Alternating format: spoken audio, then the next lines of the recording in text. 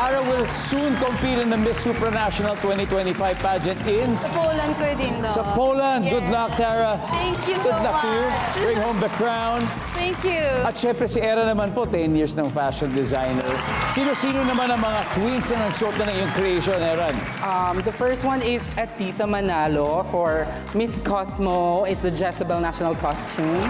And the newly crowned Diamante for Reina Hispana-Americana, which bags the crown of Best National Costume. Wow. Thank you, Eran.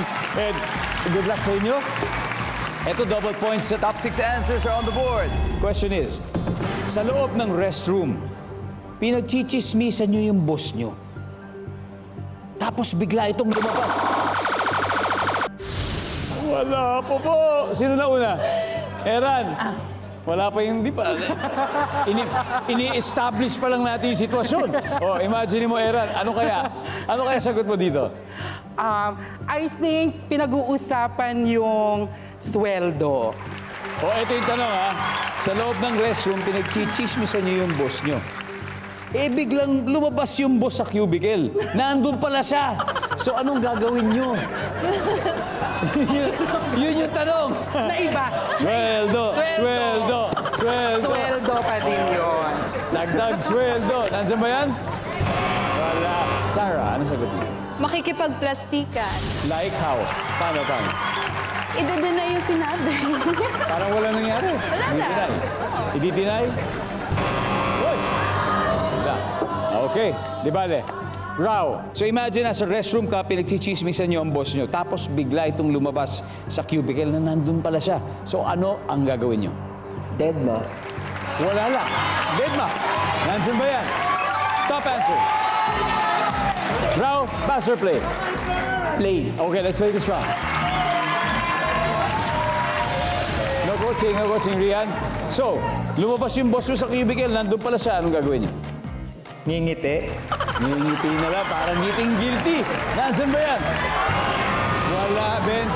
So, sa loob ng restroom, pinagchismisan niyo yung boss niyo, bigla itong lumabas. So, ano ang gagawin niyo? Mag-exit. Aalis ka na lang, lalabas na lang. Survey? Yes. Four more. Eran, anong gagawin mo? Tatawa.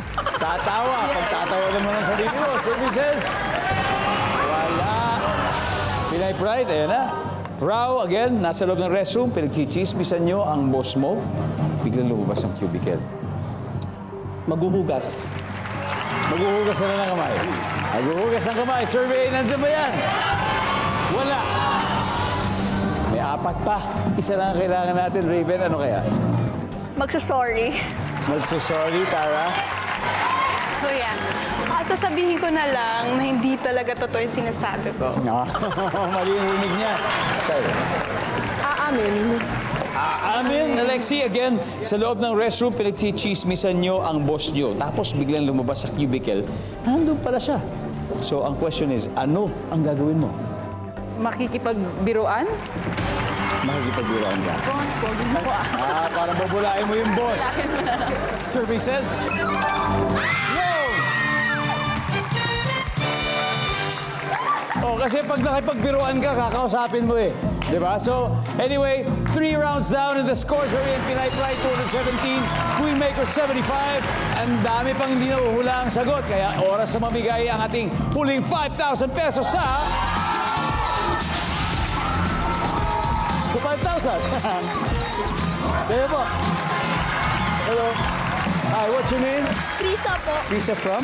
Mandaluyong. Mandaluyong. Krisa, okay. Imagine, nasa loob ka ng restroom, tapos pinagchichismis ng boss mo. Biglang lumabas ang cubicle. Anong sasabihin nyo? Anong gagawin nyo? Magsasorry po. Magsusorry na lang.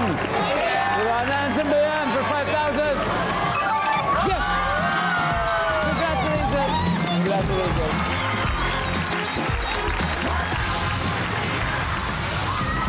We have 2 more, number 5. Iibahin ang topic. Patay mali siya. Number 4. Magtatago.